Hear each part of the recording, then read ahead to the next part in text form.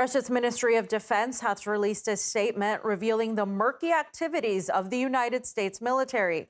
The ministry says that Washington's Office of Pandemic Preparedness and Response Policy searches for virus mutations to then use them to further its own interests.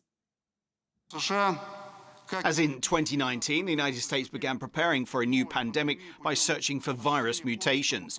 We do not exclude the use by the United States of these so-called defensive technologies for offensive purposes, as well as for the purpose of global management by creating crisis situations of a biological nature. According to the ministry, Washington has been amassing various pathogens from its direct involvement with various biolabs around the world, which they say are for research and preventative measures, but Russia's defense ministry is not buying that. And they point out that whenever the Pentagon, for example, is interested in any pathogens, be it COVID-19 or avian influenza or the African swine flu, they later somehow end up becoming pandemic. And who stands to benefit from this? As we've seen time and time again, it's American pharmaceutical companies. And they point out, their findings point out that, for example, that there is a possible collusion between Big Pharma and USAID via an intermediary company called EcoHealth Alliance. Now, they have been studying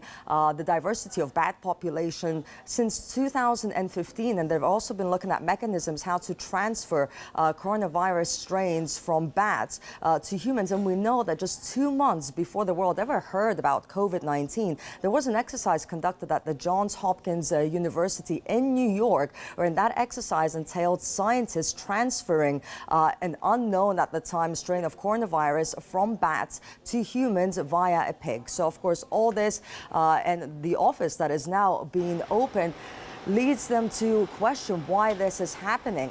And of course, they also point out that the U.S. government, for example, in May this year said that there's no longer a public health emergency when it comes to COVID. Joe Biden himself last September said that the COVID pandemic is over. Yet this July, they are opening this Office of Pandemic Preparedness and Response Policy, which is led by a man who's a military combat surgeon and retired Air Force Major General. Why? In addition to this, documents that have been uncovered during Russia's special military operation in Ukraine point to the fact that there is a center called the U.S. Army Medical Research Institute of Infectious Diseases actually plays a crucial role in all this, and they're the ones who are collecting all these dangerous pathogens from around the world in these biolabs, including one in Ukraine.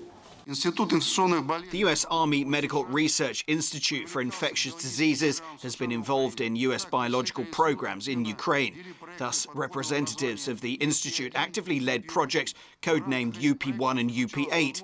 As part of these projects, the possibility of using arthropods to spread Rickettsia, tick-borne encephalitis virus, as well as causative agents of Crimean Congo hemorrhagic fever and auto-hunter viruses was studied. That's why Russia's defense ministry believes that Washington is preparing to establish biological control, sort of using defensive technologies for offensive purposes to create biological crisis conditions and situations. And also there's added concern about the people involved in all this. For example, Dr. Anthony Fauci, America's leading doctor, who was the head of the National Institute of Allergy and Infectious Diseases. He has reportedly made a lot of money from this pandemic. And he's also the one who was adamant that when it comes to COVID-19, it came about naturally. We have labs in Ukraine because we're developing bioweapons. So they transferred the authority for biosecurity to one agency in the HHS called the National Institute for Infectious and Allergic Diseases, run by Anthony Fauci. So Anthony Fauci got all the responsibility for bioweapons development. He got at that time a 68% raise from the Pentagon. 300 scientists wrote President Obama and said, you've got to shut down Anthony Fauci because he's going to create a microbe that will cause a global pandemic. And so Obama signed a moratorium that shut down the 18 worst of Anthony Fauci's experiments. And instead of obeying that law, Anthony Fauci shifted a lot of his operations offshore. And those operations ended up, most of them in the Wuhan lab, which is a military lab, and that the Chinese run, the People's Liberation Army. And then a lot of them went to the Ukraine.